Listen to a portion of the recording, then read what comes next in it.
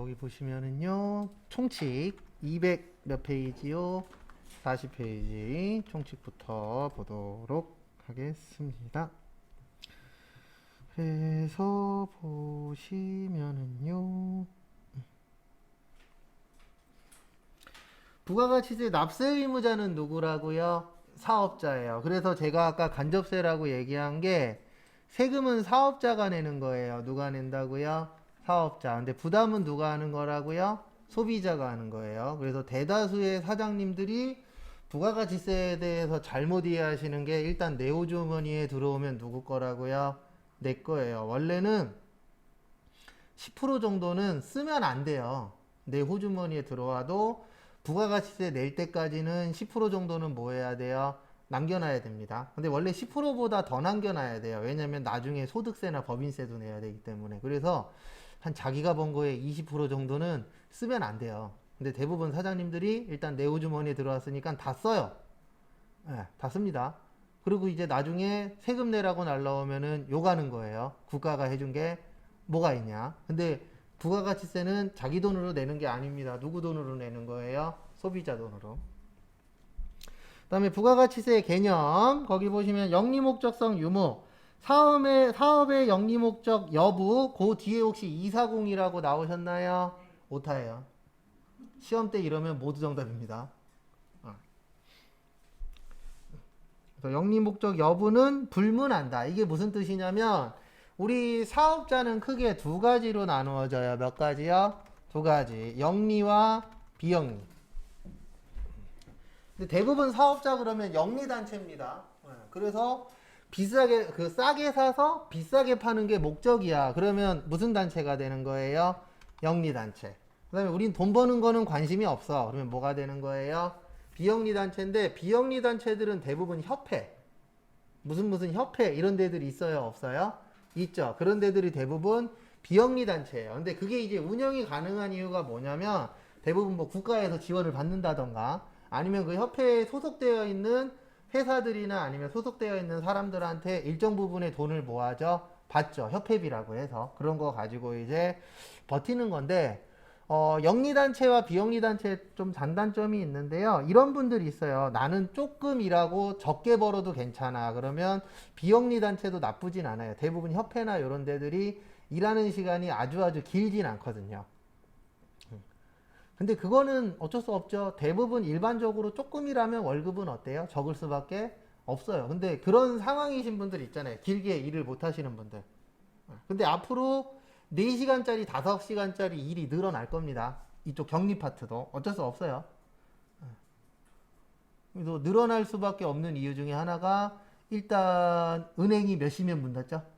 4시면 문 닫죠. 그래서 4시에 퇴근하는 격리 직원들도 있어요. 일명 단기 근로자라 그래서 한 12시에 출근해서 4시에 퇴근하고 이런 분들도 있어요. 근데 늘어날 거예요. 앞으로 더욱더. 근데 격리 파트뿐만이 아니라 많은 업종들에서 짧게 일하고 짧게 집에 가고 공장도 앞으로 힘들 거예요. 그러니까 공장도 진짜 힘든 일 아니면 기계가 못하는 일 그런 거 빼놓고는 자동화가 더 빨리 진행이 될 거예요. 지금도 이제 자동화 하려고 다들 노력 중인데 이게 더 빨리 이루어지지 않을까. 그러니까 원래대로면 10년 후에 될 게 코로나 터지면서 뭐 5년 후 이런 식으로 좀 더 짧아질 거라 앞으로 이제 그런 농담도 못해요. 어떤 농담도 못하냐면 갈 데 없으면은 공장 가야 되나 아니면 막노동 하러 가야 되나 이런 말도 이제 못해요. 나중 되면 갈 데 없어서 가는 게 아니고 거기도 못 가는 상황이 올 거니까. 왜냐면 나중 되면은 건물 많이 지어요? 많이도 못 지어요. 이제 살 사람이 없는데 뭘 지어요? 맞죠? 거기다 공장들도 이제 한국에 있는 공장들은 대부분 기계화되고 그 다음에 싼 인건비 찾아서 또 외국으로 많이 나갈 건데. 그러니까 이제 가면 갈수록 부익부 빈익빈이 심각해질 거잖아요. 어쩔 수 없는 거예요, 그거는. 그거에 맞춰서 준비하시면 돼요. 그래서 나는 좀 짧게 일하고 싶어. 그러면 뭐 단기 근로자나 아니면은 비영리 단체 이런 데가 어쨌든 좀 일을 하는 건 좀 적기는 해요. 근데 그것도 있습니다. 저 예전에 김포에서 일할 때 비영리 단체인데 거기는 아무도 안 갈라 그래요. 왜 안 갈라 그러냐면은 그 예전에 월남전 참전 군인분들 계시잖아요. 그런 협회였거든요. 근데 나중에 소문을 들어보니까 왜 안 가려고 그러는지 알긴 알겠더라고요. 어르신들이 술만 먹고 오면 쌍욕을 한대요. 거기다 또 군인 출신이니까 또 얼마나 걸걸하겠어요. 근데 술만 먹고 오면은 거기 앉아있는 그 여직원분들한테 막 있는 욕 없는 욕 다 하고 막 집어 던지고 유명하다 그러더라고요. 그 동네에서. 그래서 거기 제가 알기로는 가면 갈수록 조건이 좋아지는 거예요. 처음엔 8시간이었는데 나중에 6시간으로 줄고. 네, 근데 월급은 8시간 일하나 6시간 일하나 똑같고. 왜냐면 사람을 못 구하니까 사람을 못 구하면 조건을 올려야 되잖아요. 더 좋은 조건으로. 그래서 제가 알기로 나중에 6시간으로 바뀐 걸로 알아요. 사람이 안 구해지니까. 왜냐면 온 동네 소문 다 난 거예요. 저기 가면 욕 먹고 잘못하면 맞을 수도 있고 이상한 행동들 많이 한다고 소문 다 났더라고요. 그 다음에 사업적 독립성에서는 볼 거 없고 4번 좀 봐주세요. 계속적이고 뭐야? 반복적. 반복성. 그래서 부가가치세를 내려면 계속적이고 반복적이어야 돼요. 그래서 만약에 우리 집이 식당이야. 그러면 계속적이고 반복적으로 밥 팔잖아요. 식당에서. 맞죠? 그러면은 이제 부가가치세를 뭐 하셔야 되는 거예요? 납부하셔야 된다라고 보시면 됩니다. 다음에 보시면은요. 사업자의 분류.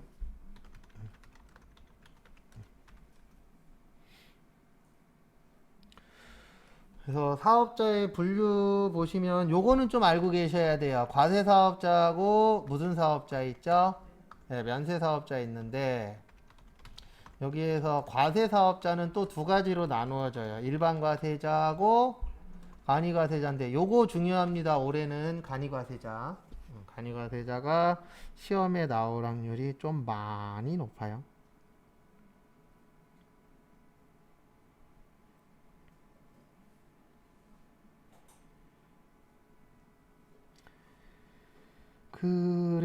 그래서 보시면은요. 그래서 보시면 간이과세자는 누구만 가능하세요?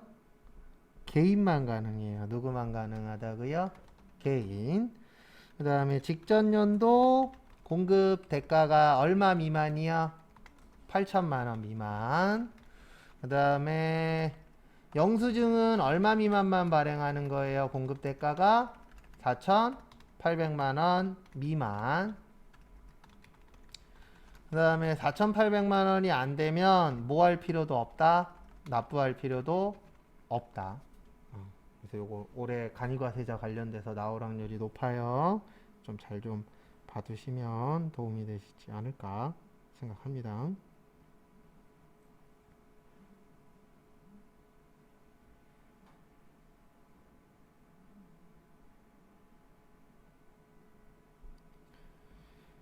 그래서 보시면 요거 꼭 잘 기억하셔야 돼요. 나중이 아니고 요번 주에 외울 거예요. 개인만 되고 1년에 얼마도 못 팔면은요 8천만 원도 못 파시는 분들. 그래서 대부분 1인 사업자입니다. 왜냐면 직원 두면요 직원한테 200만 원씩만 줘도 한 달에 그 1년이면 2,400이에요. 맞죠? 네. 그래도 대부분 간이과세자는 이렇게 보시면 돼요. 간이과세자다 그러면 1인 영세 사업자라고 보시면 돼요. 왜냐면 8천만 원이 이익이면은 큰 겁니다. 맞죠? 8천만 원 이익이면은 한 달에 거의 700씩 번다는 얘기인데 이게 이익이 아니고 부가가치세 포함한 거예요. 그래서 부가세 포함해서 얼마치 팔았다? 8천만 원도 못 팔았다. 그러면은 남는 거 많다 적다? 적다. 그러면 뭘로 인정을 해주겠다? 간이과세자로. 근데 제가 알기로 우리나라에 간이과세자가 꽤 많아요. 한 몇십만 명 되는 걸로 알고 있어요. 왜냐면 잘 되는 업체도 있지만 안 되는 데도 있어요, 없어요? 있죠. 그리고 1인 사업자로 조그만하게 그냥 본인 용돈벌이식으로 하시는 분들도 있어요, 없어요? 있죠. 대부분 그런 분들이 이제 간이과세자가 되는 거예요. 저희 동네도 참 재밌는 게 그 조그마한 동네에 벌써 편의점이 지금 하나, 둘, 세 개 있거든요. 근데 거기에다가 무인 편의점이 2개가 들어왔어요. 코딱지만한 동네에 편의점이 몇 개예요? 5개예요. 그럼 이제 올해 말쯤에 이제 또 문 닫는 데 나오겠죠. 누군가는. 지금도 장사 한두 군데인가 빼고 잘 안 되는데 중요 지점에 있는 데들은 잘 되더라고요. 그 다음에 보실 게 일반 과세자는 요거 발행합니다. 뭐 발행해요? 세금계산서. 면세사업자 뭐 발행한다 그랬죠? 계산서. 뭐 발행한다고요? 계산서. 그래서 계산서는 면세예요. 뭐라고요? 면세. 참고로 다 영수증 발행할 수 있어요. 영수증은 다 발행할 수 있는데 간이과세자 중에서 4,800만 원 넘는 사람은 뭐만 발행할 수 있다고요? 영수증만. 영수증은 다 발행 가능합니다.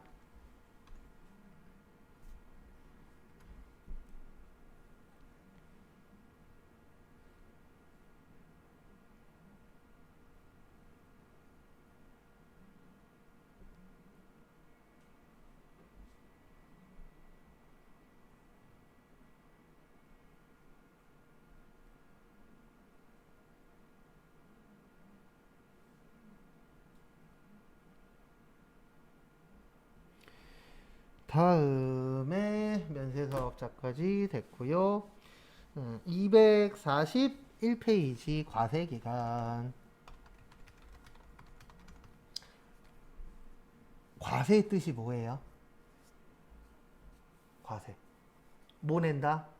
세금 낸다. 면세는요? 세금 안 낸다. 면자가 그 면제 받는 거예요.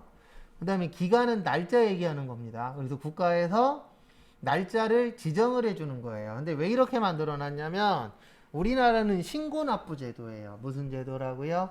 신고납부제도. 그래서 신고납부제도의 특징이 뭐냐면 국가에서 법을 만들어 놓고 기간을 만들어 놔요. 그 다음에 너네 이 날짜까지 뭐 해라? 신고해라. 이렇게 되어 있는 걸 일명 신고납부제도라고 해요. 뭐 신고납부제도라고도 하고 신고납세제도라고도 하는데 어쨌든 신고도 하고 뭐도 해야 돼요? 납부도 해야 돼요. 그 정해진 기간을 무슨 기간이라 그래요? 과세 기간. 교재 242페이지 위에 있어요. 날짜. 그래서 거길 보셔도 되고 아니면 앞에 적는 거 보셔도 됩니다.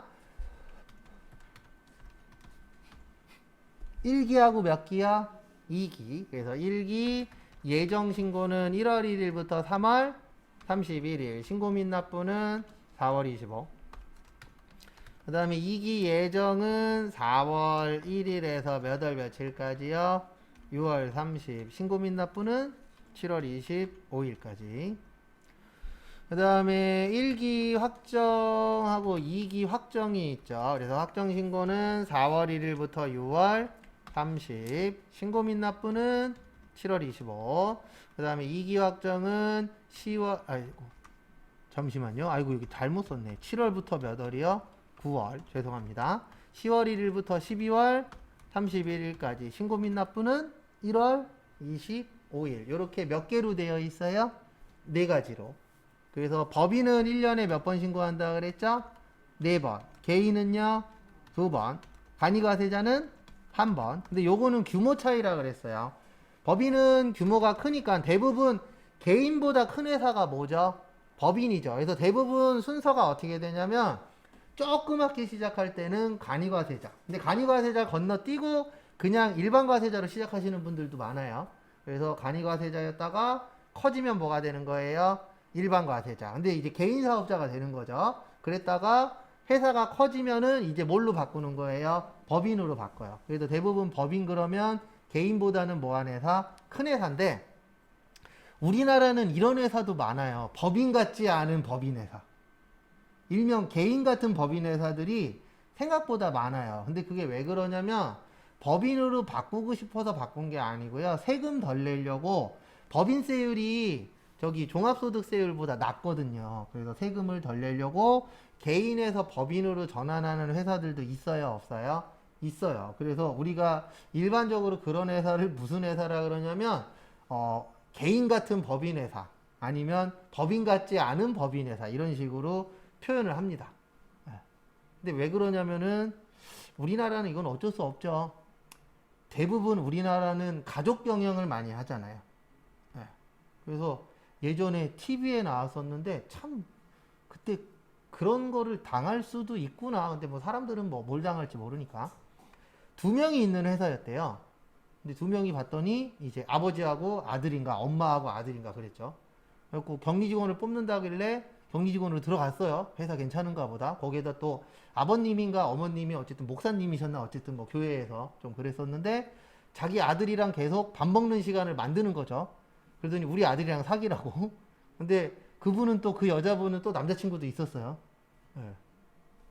막 스토커 비슷하게도 막 하고 이상한 회사 취업했다고 라고 해서 한번 TV에 나온 적도 있었어요. 그래서 요즘에는 면접 보러 갈 때도 주변에서 친한 사람한테 꼭 얘기를 해 놓으세요. 나 어디 면접 보러 가는데 언제까지 연락 없으면 신고 좀 해줘라고. 나는 아니겠지가 맞는데 내가 될 수도 있어요, 없어요? 있어요. 가면 갈수록 이상한 사람들이 많아지고 있다니까요. 좋은 사람이 더 많으니까 그나마 괜찮은데 이상한 사람하고 내가 연결될 수도 있어요, 없어요? 있어요. 그리고 제발 부탁인데 면접 보러 갈 때 그 회사에 부동산이라고 써 있으면 그냥 이력서도 넣지 마세요. 대부분 부동산 그러면 둘 중에 하나예요. 진짜 부동산 회사든가 아니면은 기획부동산이에요. 기획부동산 가면 다단계나 마찬가지라고요. 올해 연초에도 나왔었잖아요. 부동산 회사라 그래갖고 가서 면접 보고 일을 하래. 아무것도 안 하는데 하루에 막 8만원, 10만원씩 주는 거예요. 옆에 사람 하는 거 쳐다만 보고 있으라고. 그 쳐다보고 한 달 정도 지났어요. 그랬더니 이제 그때부터 본색이 드러난 거죠. 그 회사에서. 그래서 제일 먼저 뭐를 하라 그랬냐면 주변 사람 전화번호 적어봐요. 네. 그 다음에 우리 좋은 땅 파는 거 아시죠? 전화해서 땅 파세요. 이렇게 된 거죠. 아니면은 미안하니까 자기들이 그 땅을 사요. 근데 알고 봤더니 뭐예요? 기획부동산이야.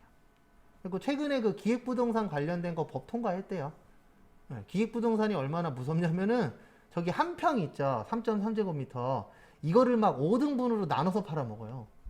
그리고 부동산 살 때도 잘 알아보시고 제 개인적인 생각은 내가 공인중개사가 아니면 부동산 회사 들어가는 거는 솔직히 반대예요. 근데 혹하기는 합니다. 왜냐면 제가 예전에 그 분양사무실 하던 데가 거래처로 있었거든요. 그러니까 제 거래처는 아니었고 우리 팀장 거래처였는데 그 당시에 얘기 들어보니까 큰 거 하나 팔잖아요. 상가나 뭐 그런 거. 근데 거긴 이제 주로 상가 파는 데였거든요. 그러면은 한 3억짜리 정도 팔면 1억 정도가 내려온대요. 네, 그 분양회사한테. 그러면은 위에서부터 자르는 거예요. 위에서부터 몇 프로 몇 프로 이렇게 해갖고 거의 말단 직원한테 떨어지는 게 한 4, 500 정도 떨어진대요. 하나 팔면. 그리고 두 개 팔면은 거의 1,000만 원 돈이죠. 그러면 혹해요, 안 해요? 혹해요. 그거 하나 팔기가 힘들어서 그러지. 근데 대부분 그렇게 돈 버시는 분들의 특징이 있습니다. 통장에 돈이 별로 없어요. 왜냐면 씀씀이가 틀려지거든요. 근데 이거는 한 100명이면 90명이 다 그래요. 어떻게 바뀌냐면은 나 하나 팔면 이만큼 돈이 들어오니까 쓰지 뭐 라고 생각해서 써요. 펑펑. 네. 그러다가 또 하나 또 팔면 그거 갖고 또 연명하고 이런 분들이 생각으로 많아요. 그래서 전 솔직히 나쁘다라는 건 아닌데 영업직은 그렇게 좋게 보진 않아요. 왜냐면 내가 사기를 3번 당했으니까. 그리고 영업직 하는 사람이 와갖고 옆에서 막 뻐꾸기 날린다 그러잖아요. 일명. 그러면은 얘만 하고 속으로는 빨리 가야지 집에 그 생각밖에 안 해요. 왜냐면 3번 당한 적이 있어서. 그래서 요거 좀 잘 봐두시고요. 그 다음에 요거 중요합니다. 개인은 예정 고지 납부한다 그랬어요. 무슨 납부요? 고지 납부. 그래서 고지 납부는 직전 확정 신고 금액의 2분의 1만큼 날라오고요. 그 다음에 얼마 미만이면 고지서 안 날라온다고요? 30만원 미만이면 고지서 발송한다 안 한다? 안 한다. 요것도 잘 좀 기억해 놓으세요. 그래서 개인 사업자는 1년에 2번만 하는 거예요. 확정 신고 때.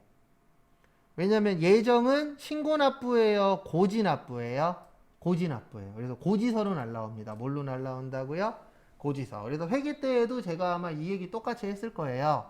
나중에 내가 혹시 세무사 사무실에 취업을 했어. 어떻게 될지 모르잖아요. 그래서 세무사 사무실에 취업을 했는데 거래처에서 이렇게 연락이 오는 거예요. 저희 왜 고지서 안 날라와요? 개인 사업자가. 그렇게 연락 올 때가 있어요. 그러면은 직전 확정 신고 금액 보고 반으로 나눴더니 30만 원이 안 되네. 그러면 이렇게 얘기하라 그랬죠. 요번에 고지서 안 날라와요. 금액이 적어서. 확정신고 때 하시면 되니까 고지서 안 날라오는 거 신경 안 쓰셔도 돼요. 이렇게 전달할 수 있는 능력은 되셔야 됩니다. 그래서 결론은 뭐냐면 세무사 사무실을 가든 일반 회사를 가든 공부는 계속 하셔야 돼요. 근데 그거는 있죠. 지금 이거보다는 마니아 공부는 없어요. 이거보다 공부량은 줄어요. 왜 주냐면은 우리 회사에 맞춰서만 공부하면 되잖아요. 근데 우리가 지금 이렇게 광범위하게 공부하는 이유는 뭐냐면 어느 회사 갈지 알아요? 몰라요? 몰라요. 건설회사를 갈지 유통회사를 갈지 제조회사를 갈지 아니면 나는 이걸 안 하고 딴 걸 할지 아무도 모르잖아요. 미래는. 네, 내일 일도 모르니까. 그래서 이 공부할 때는 항상 크게 공부할 수밖에 없어요. 근데 회사 가시면은 우리 회사에서 쓰는 것만 알면 되잖아요. 근데 그 정도는 공부는 계속 해야 돼요. 우리 회사에 맞춰서는. 왜냐하면 세법은 매년 조금씩 바뀌거든요. 그래서 저도 연초 되면은 연초는 아니고 한 2월 중순에서 2월 말쯤 되면은 확정이 되거든요. 그러면 그때 이제 내용 뽑아갖고 우리하고 관련 있는 거 있나 없나 그것만 봐요. 왜냐면 더 봐도 뭔 내용인지도 모르겠고 나하고 전혀 상관없는 내용들도 많으니까. 그래서 그것만 보고 우리하고 연관이 있느냐 없느냐 그렇게 해서 하는 거죠. 그 다음에 여기에서 중요한 건 4번이에요. 폐업하는 경우.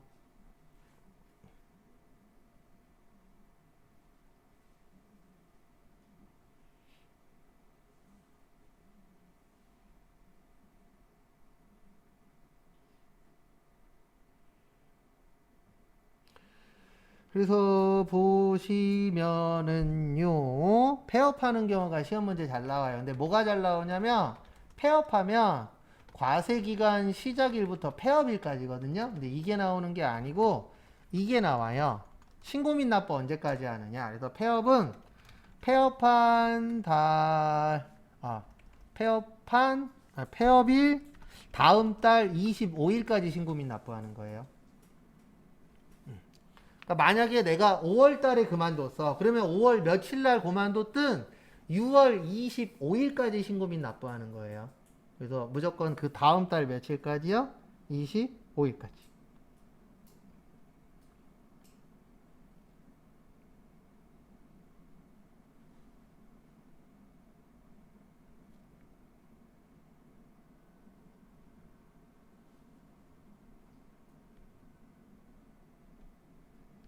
참고하시고요.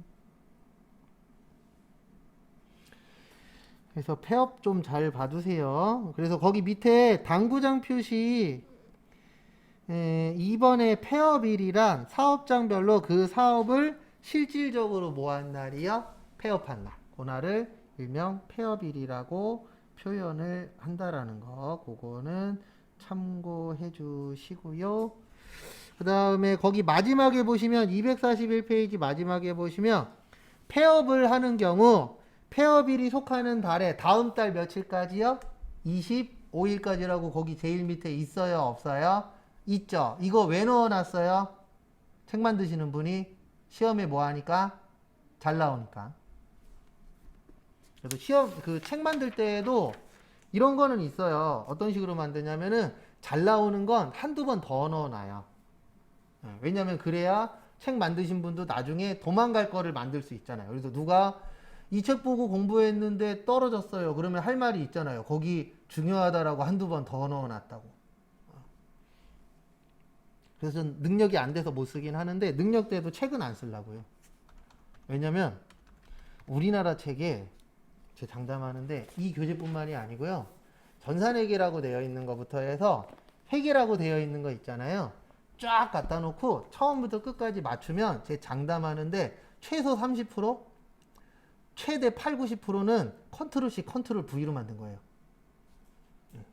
우리나라가 그런 쪽은 아직은 좀 약하거든요. 저작권이 세지고는 있는데 아직은 좀 약해요. 그래서 자기 생각을 써놓는 경우도 있지만 어딘가에서 발췌해서 몰래 넣어놓은 경우들도 어때요? 비일비재해요. 그래서 여러분들도 책 한 권 쓰는 게 생각보다 어렵지 않아요. 내가 그쪽 관련돼서 좀 여러 가지 책을 알아 그러면 짜집기 하면 책 한 권 만들 수 있어요. 근데 우리나라에 은근 많아요. 특히 전산회계 교재는 제가 봤을 때 거의 7, 80% 이상은 어딘가에서 다 짜집기 한 거예요. 자기 생각이나 이런 것들은 별로 없어요. 근데 왜 그러냐면 교재 자체가 싸잖아요. 이거 전산세무 2급도 27,000원이에요. 이 정도면은 책으로서는 뭐 그렇게 비싼, 아주 비싼 책은 아니에요. 저 예전에 세무회계 관련돼서 보던 책이 그게 7만원짜리예요. 그래도 5만원은 넘어가야 그래도 책값이 좀 있는 거잖아요. 근데 요즘엔 책도 안 사잖아요. 저기 전자책도 있으니까. 앞으로 책 관련돼서도 많이 좀 열악해지지 않을까. 242페이지 부가가치세 신고납세지에 별표 하나만 쳐놓으세요. 여긴 시험 문제 나오면 좀 난이도가 있어요. 잘 내는 문제가 아닌지라.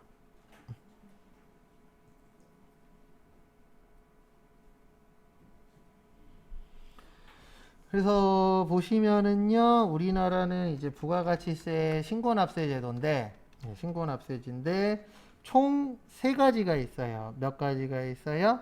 세 가지. 그래서 앞에 보시면은요, 총 세 가지가 있는데, 원칙이 있고요, 주사업장 총괄 납부가 있고요, 사업자 단위 과세 제도. 이렇게 총 세 가지로 나누어집니다. 그래서 원칙은 따로따로 신고하는 거예요.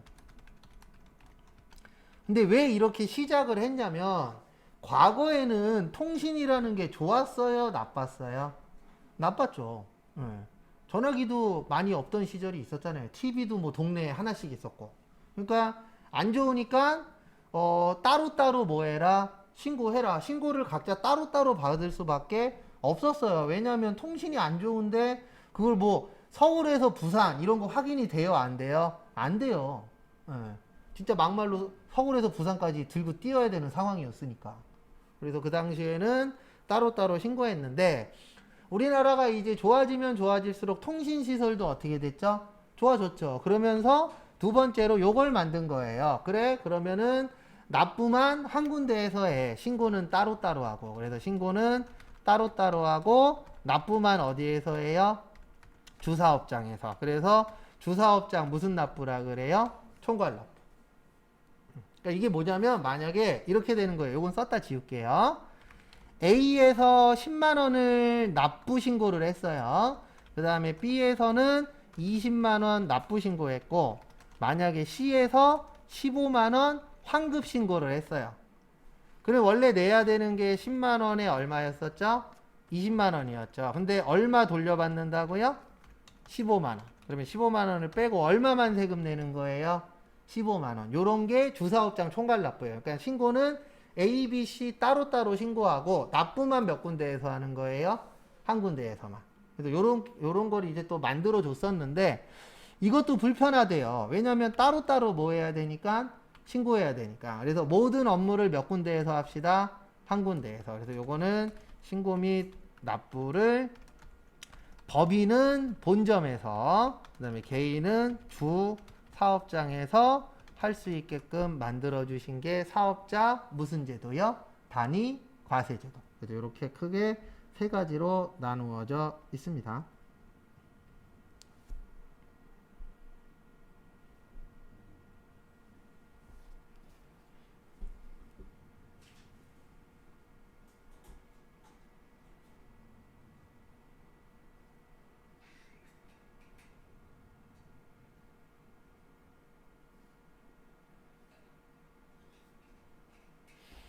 됐으니까, 그래서 사업자 단위 과세 제도. 그 다음에 하나씩 보면서 간단하게 설명을 드릴게요. 그래서 거기 242페이지 보시면, 납세지란 납세 의무자가 납세 의무 및 협력 의무를 이행하고 과세권자가 부과 징수권을 행사하는 기준이 되는 장소이다. 1번의 원칙. 원래는 따로따로 신고 납부하는 거예요. 그래서 거기 써있죠. 사업장마다 뭐 해야 된다? 신고 납부해야 된다. 이게 시험 문제 나오긴 하는데요. 한 3, 4년에 한 번 나와요. 그래서 되게 어려운 파트예요. 근데 아예 안 내는 것도 아니기 때문에 모르면 또 안 돼요.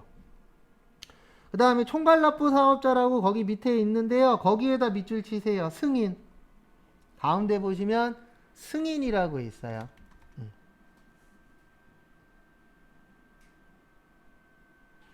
그래서 승인이 있고 허가가 있습니다. 승인이 쉬운 거예요? 허가가 쉬운 거예요? 승인이 쉬워요. 승인은 뭐냐면 나 이거 할게요. 그러면 네 하세요가 승인이에요. 근데 허가는 나 이거 할게요. 그러면 조사 다 한 다음에 넌 이거 하면 안 돼요. 이게 허가예요. 그래서 허가 받는 게 훨씬 더 어때요? 어려워요. 근데 우리나라는 대부분 요게 많아요. 하고 싶으면 해. 하기 싫으면 안 해도 돼. 근데 이거의 단점이 뭐냐면, 장점은 뭐냐면 서류나 이런 것들이 되게 간소해요. 그러니까 하고 싶으면은 할 수 있어요, 없어요? 있죠. 근데 단점은 하나입니다. 너도 나도 다 할 수 있다 보니까 하는 사람이 많아요, 적어요? 많아요. 그래서 우리나라에서 사업자 갖고 있는 사람들이 꽤 많잖아요. 특히 이제 음식점이나 이런 쪽은 지금 포화 상태죠. 동네에 치킨집 몇 개 있나 세보세요. 그 다음에 동네에 커피숍 몇 개 있나 세보세요. 진짜 많아요, 적어요? 많아요. 그게 왜 그러냐면 대부분 승인이라 그냥 나 할게요 그러면 네 하세요라고 해서 도장만 찍어주면은 할 수 있어요, 없어요? 있죠. 근데 너무 많기는 해요, 봐도. 근데 참 재밌는 게 뭐냐면 이게 재밌다 그래야 되나 이상하다 그래야 되나, 그러니까 이런 걸 가리키다 보니까 왔다 갔다 하면서 뭐를 보냐면은요, 문 닫는 데를 봐요. 그럼 문 닫는 데 얼마 안 있다가 또 새로운 데 들어와요, 안 들어와요? 들어오죠. 근데 참 재밌는 게 음식점 망했는데 그 자리에 또 음식점이 또 들어와요. 근데 그게 음식점에서 망한다면은 음식점에 했을 때 망할 확률이 어떻죠? 높죠. 그리고 이게 돌고 돌고 돌다 보면은 어느 순간 식당 하던 데들은 다시 삼겹살집이 들어와 있더라고요. 그러고 보면은 우리나라 사람들이 확실히 삼겹살을 많이 먹는구나라고 생각을 하는 게, 어떤 데 보면은 계속 업종이 바뀌다가 마지막쯤에 보면은 삼겹살집이 또 들어와 있어. 그래서 우리나라 사람이 삼겹살을 많이 먹긴 먹는구나라는 게 느껴지긴 하더라고요. 근데 제 개인적인 생각은 앞으로, 지금은 아닌데 아까 그 점심 먹으면서 저희 동네 그 카페를 좀 들어갔었는데 확실히 앞으로 저게 늘어날 것 같아요. 반찬 갖다 주고, 그러니까 이제 반찬 배달. 이제 거기서 이제 조금 더 하면은 반찬하고 국 배달. 근데 거기서 더 되면은 이제 도시락 배달. 이런 것들도 앞으로 좀 늘어나지 않을까. 왜냐면 혼자 사는 사람들이, 저도 혼자 살았었거든요, 예전에. 학교에서 자취도 하고 해봤는데, 혼자 살 때 제일 귀찮은 것 중에 하나가 뭐예요? 밥 해 먹는 거잖아요. 그리고 도시락으로 배달돼. 그러면 도시락을 먹던가 아니면 이제 조그마하게 식당을 하나 해서 아침 위주로 파는 거죠. 그런 데들도 앞으로 조금씩 늘어날 것 같아요. 왜냐면 사람들이 이제 1인 가구다 보니까 밥 해 먹는 것도 일이잖아요. 그러고 보니 그거 괜찮겠네. 우리 재수 씨한테 한번, 요번 주에 재수 씨 보는데 그거 한번 물어봐야 되겠다. 식당 하자고. 아침하고 도시락 식당. 음식 솜씨가 좀 있으시거든요. 우리 와이프 하면 망해요. 우리 와이프는 미역국만 잘 끓여. 제 맨날 그래요.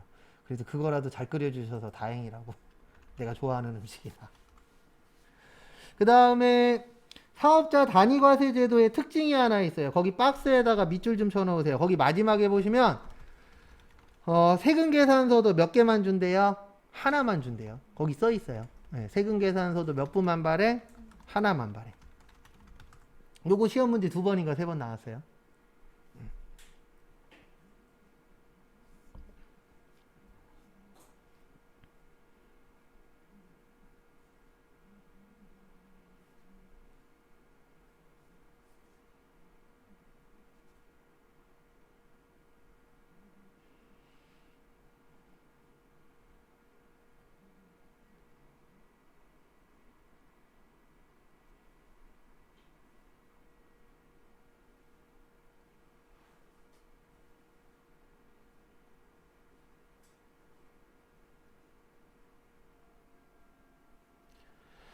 그 다음에 그래서 이게 무슨 뜻이냐면은요, 이거 얘기하는 거예요. 원래 이 사업자 단위과세 제도는 모든 업무를 몇 군데에서 하는 거라고요? 한 군데에서 다 하는 거예요. 그러니까 사업자 등록증도, 아이고 웬 세금 계산서, 사업자 등록증인데, 죄송합니다. 그래서 모든 업무도 몇 개만 하면 되는 거예요. 몇 군데에서만? 한 군데에서. 왜냐면 그 한 군데에서 세금 계산서 발행도 다 하는 거예요. 그러니까 내가 만약에 업체가 5개 있어. 그럼 원래는 5군데에서 따로따로 발행하는 겁니다. 근데 사업자 단위과세제도가 되면은 모든 업무를 몇 군데에서 할 수 있다고요? 한 군데에서 가능하다라는 거. 그거 참고하세요.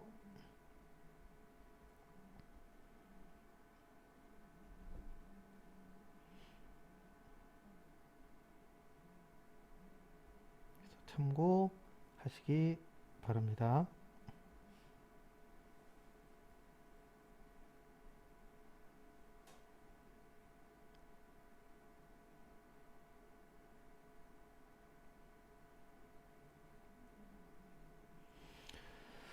그래서 보시면은요, 거기 밑에 사업장 볼 건데요. 거기에서 잘 보셔야 되는 건 두 가지 잘 봐주세요.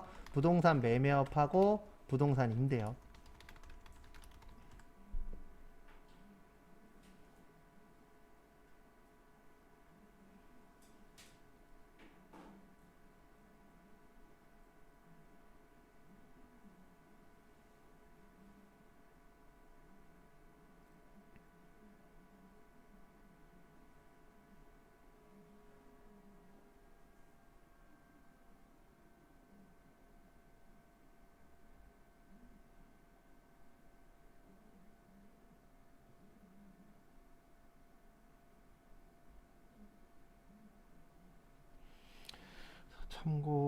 참고하시고요. 그 부분.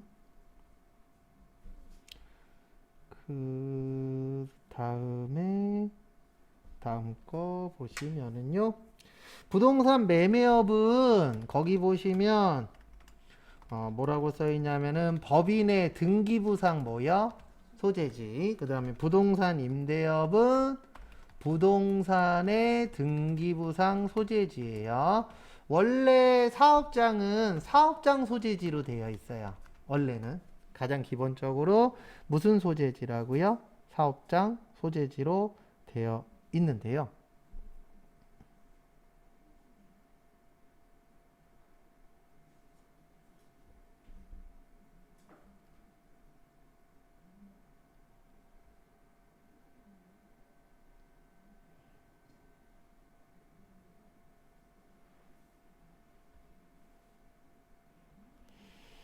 그래서 보시면은요.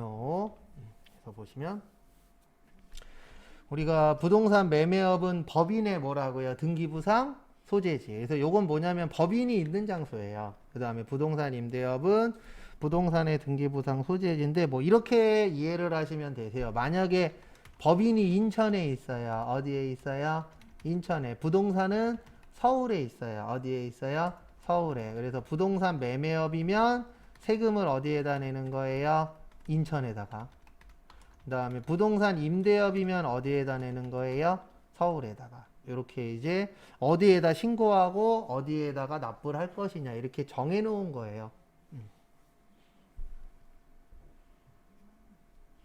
근데 이런 것들을 왜 정해줘야 되냐면은요, 아시겠지만 이런 걸 정해줘야만 국가에서 세금 걷는 거에도 영향이 있어요, 없어요? 영향이 없겠죠. 그 다음에 이런 걸 정해줘야만 내가 어디에다 문의할 것이냐. 우리나라에 이거는 앞으로 바뀌기는 할 건데 아직도 관할이라는 거가 있어요, 없어요? 있죠. 많이 줄어들긴 했지만. 그래서 저번에도 제가 영화 얘기했었잖아요. 이쪽으로 가면 용산이고 저쪽으로 가면 만약에 뭐 영등포야.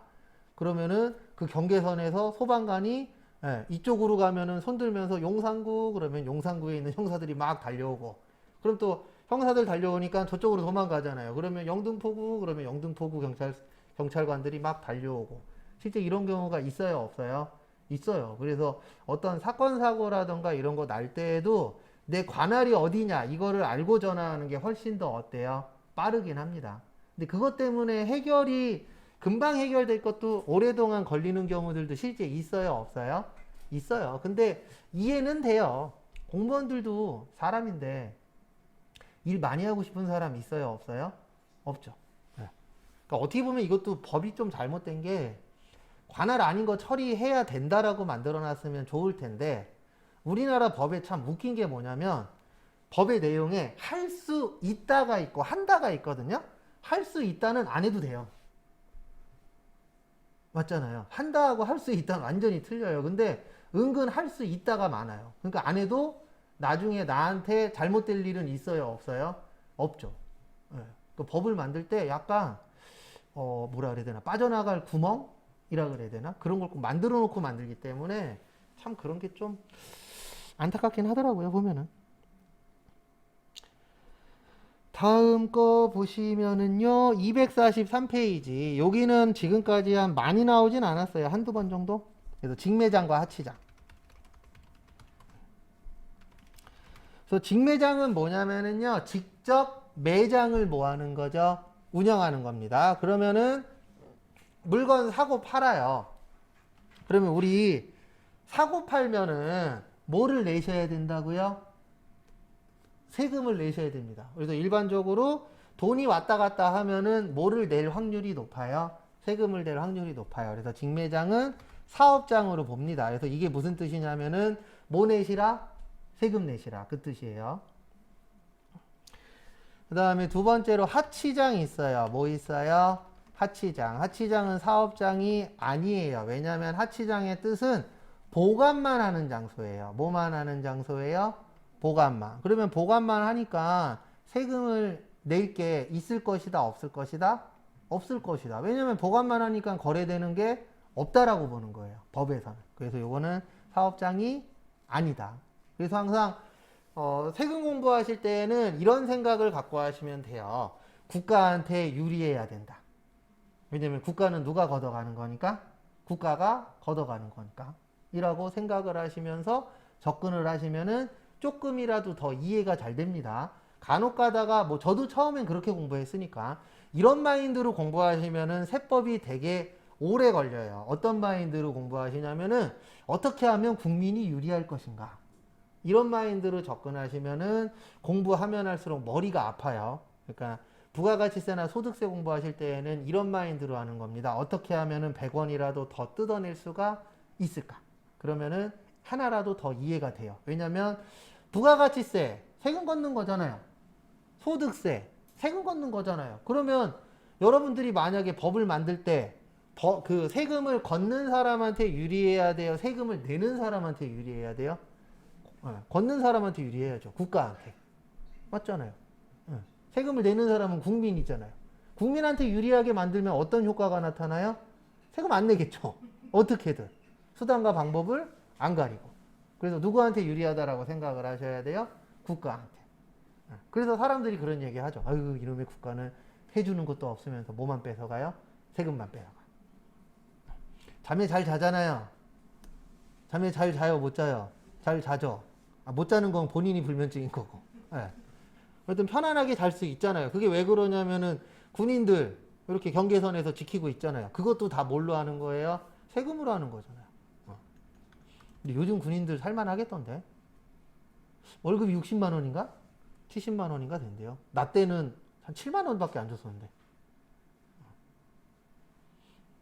많이 올랐더라고요. 그 다음에 거기 임시사업장. 그 다음에 임시사업장은 이렇게 되어 있어요. 어떻게 되어 있냐면은 기존 사업장에 포함.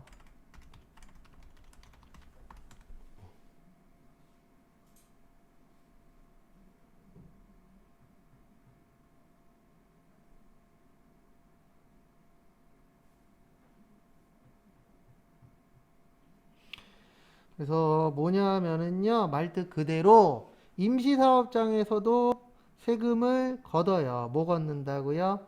세금을 걷습니다. 그래서 세금을 걷는데 왜 걷냐면은 요게 그거 얘기하는 거거든요. 박람회 같은 거. 우리 박람회 해요, 안 해요? 하죠. 그래서 박람회에서 이제 세금을 그 박람회에서도 물건을 사고 팔거든요. 물건 사고 파니까 돈이 왔다 갔다 하잖아요. 돈 왔다 갔다 하면 뭐 내셔야 된다고요? 세금 내셔야 돼요.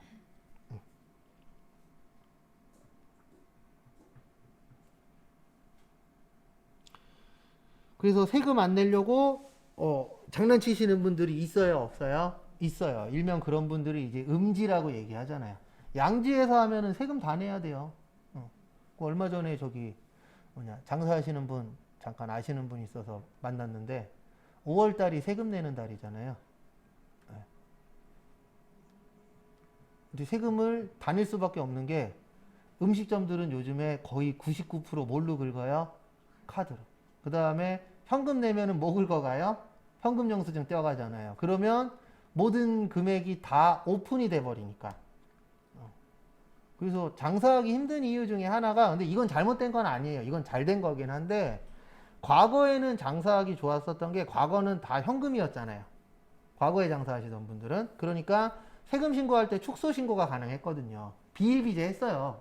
제가 봤을 때 비일비재가 아니고, 장담하는데 100%라 그러면 욕먹을 수 있으니까 99.9%는 속였어요, 다. 근데 지금은 속일래야 속일 수가 없어요. 다 뭘로 결제하니까? 카드로 결제하니까. 요즘엔 200원짜리 사도 카드로 결제하잖아요, 시대가. 그래서 세금을 그만큼 많이 낸다라는 얘기가 틀린 말은 아닙니다. 과거하고 현재하고의 그런 차이점은 있습니다.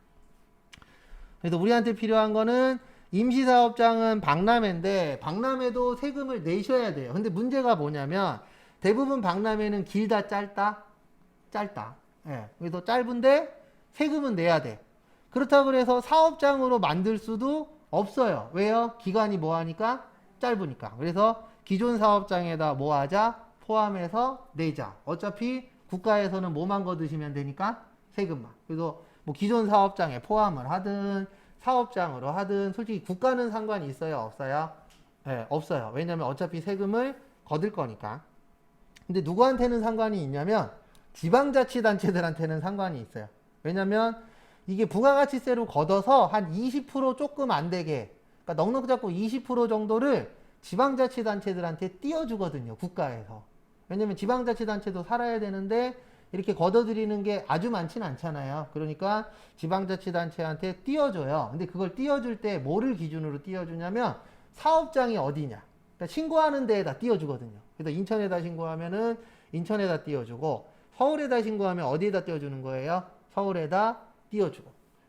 그래서 원래 인천을 사랑하는 사람이다 그러면 사업도 인천에서 해야 되고, 그 다음에 집도 어디에 있어야 돼요? 인천에 있어야 돼요. 그러면 인천에다 세금 내는데, 집은 인천인데 사업장은 서울이야. 그러면 인천에다가도 세금 내지만 어디에다가도 세금 내요? 서울에다가도 세금을 내게 되는 거죠. 그래서 많은 지방자치단체들이 계속 홍보하잖아요. 뭐 홍보하냐면은 우리 지역으로 오세요, 공장하실 분들. 그러면 세금 감면해 드릴게요. 세금 면제해 드릴게요. 몇 년 동안. 근데 왜 그러냐면은 공장이 하나 들어오면은 세금 내야 될 게 늘어나죠. 그리고 공장 하나 들어오면은 취업률도 어떻게 돼요? 올라가요. 맞잖아요. 그러면 이게 하나로 끝나는 게 아니라 거기에 부수적인 게 많거든요. 공장도 지어지고 거기에 직원도 늘어나고 그 다음에 세금도 더 거둘 수 있고, 그런 효과들이 있으니까 오라고 하는 거지. 그런 효과들 없으면 오라고 할 필요 있어요? 없어요? 없죠. 솔직히 공장 많아지면은 매연만 안 좋아지니까. 공기 질만 떨어지잖아. 그 다음에 딴 거 더 보기가 애매하구나. 그럼 여기까지 보고요. 잠깐 쉬었다가 4시에 거기 243페이지 밑에 주사업장 총괄납부부터 보도록 하겠습니다.